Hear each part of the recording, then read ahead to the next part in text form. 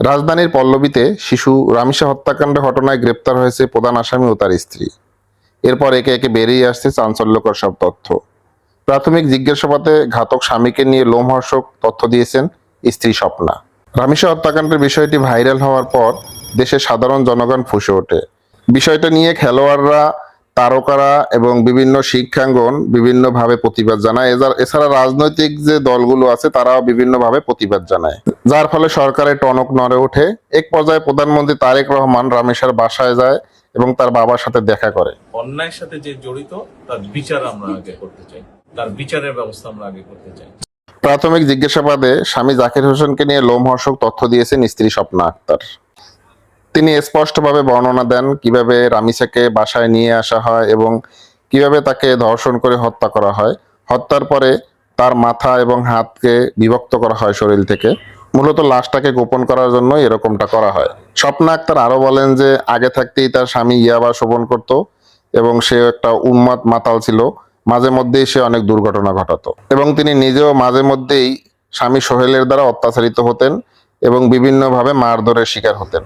তিনি আরো জবানবন্দি দেন, রামিসার মা যখন তাদের দরজায় ধাক্কা দিছিল তখন ভিতরে তারা লাশ গোপন করার জন্য চেষ্টা করছিল এবং এক পর্যায়ে যখন দেখলো যে অবস্থা আরো ভয়াবহ হচ্ছে তখন জানালার গ্রিল ভেঙে সোহেল পালিয়ে যায়।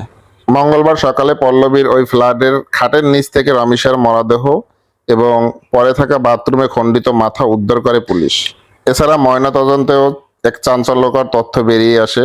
সেখানে স্পষ্ট হয় যে শারীরিকভাবে যেসব চিহ্ন পাওয়া যায়, জোরপূর্বক যদি কাউকে শারীরিক নির্যাতন করা হয়, সব চিহ্নই ছিল উপস্থিত। রামিসাকে ধর্ষণ করা হয়েছিল এবং ধর্ষণের পরে মূলত তার দেহ থেকে মাথা আলাদা করা হয় এবং দেহ থেকে হাত আলাদা করা হয়।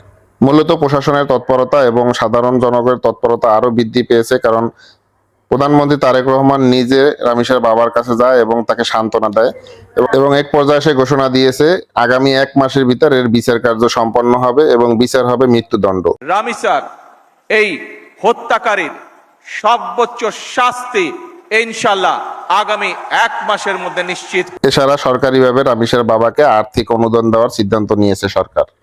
বাংলাদেশের মানুষের দীর্ঘদিনের চাওয়া ছিল যে ধর্ষণের শাস্তি মৃত্যুদণ্ড করা হোক। প্রধানমন্ত্রী তারেক রহমান যেহেতু বলেছে যে ধর্ষণের শাস্তি মৃত্যুদণ্ড হবে, সেহেতু অলরেডি কয়েকটা বিচারের রায় হয়েছে। সেই রায়গুলোতেও দেখলাম আমরা যে রায় জাস্টিসরা মৃত্যুদণ্ড দিয়েছে।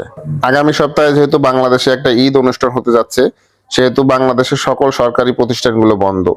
এর ভিতরে সরকার একটা স্পেশাল ট্রাইব্যুনাল গঠন করে এই মামলার কার্যক্রম শুরু করতেছে।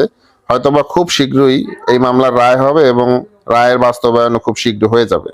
আপনারা যারা এই ভিডিওটা এতক্ষণ ধৈর্য ধরে দেখেছেন, আপনাদের মতামত কি? আপনারা কি ধারণা করেন কতদিনের ভিতরে এই মামলার রায় হবে এবং কি শাস্তি হতে পারে বা কি শাস্তি হলে ভালো হয়? অবশ্যই কমেন্টসে শেয়ার করতে ভুলবেন না। ভিডিও দেখে ভালো লাগলে অবশ্যই ভিডিওতে একটি লাইক দিবেন এবং পরবর্তী ভিডিওগুলো দেখতে অবশ্যই চ্যানেলটি সাবস্ক্রাইব করে পাশে থাকা বেল আইকন অন করে দিবেন। দেখা হচ্ছে পরবর্তী ভিডিওতে। সে পর্যন্ত ভালো থাকবেন, সুস্থ থাকবেন। আল্লাহ হাফেজ।